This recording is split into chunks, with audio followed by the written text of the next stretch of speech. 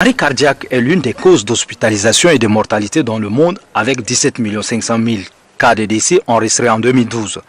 Une situation qui ne laisse pas indifférente l'OMS et le pouvoir public qui doivent trouver les moyens nécessaires pour inverser la tendance. Au Tchad, c'est 100 cas de décès enregistrés malgré les traitements de qualité et la précaution dont bénéficient les patients atteints de maladies cardiovasculaires. Depuis 2008, l'OMS a estimé que la mortalité et morbidité cardiovasculaire va augmenter d'ici 2030.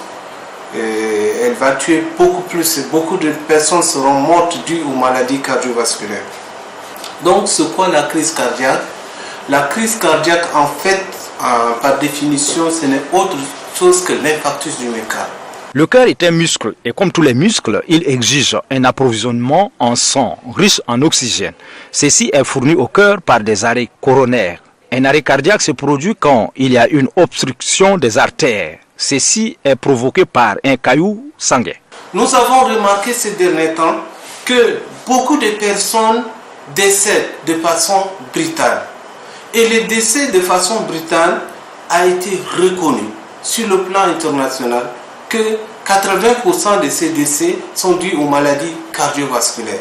Et sur les 80%, au plus de 60% sont dus à la crise cardiaque. La crise cardiaque, ce n'est autre chose que l'infarctus du myocarde.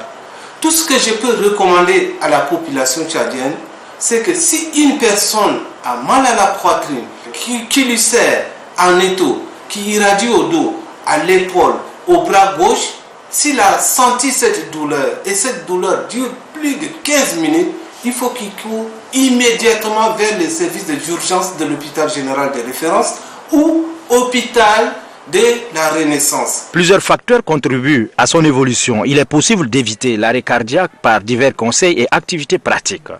En résumé sur la prévention, il faut vraiment corriger ces facteurs de risque qu'on a dit tout à l'heure, de traiter normalement son hypertension artérielle, de corriger son diabète, de ne pas manger trop sucré, d'éviter de consommer trop de tabac et de pratiquer régulièrement le sport.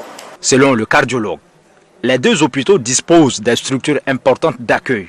À cela s'ajoutent certains comportements qu'il faut adopter afin de vivre correctement avec un arrêt cardiaque pendant longtemps.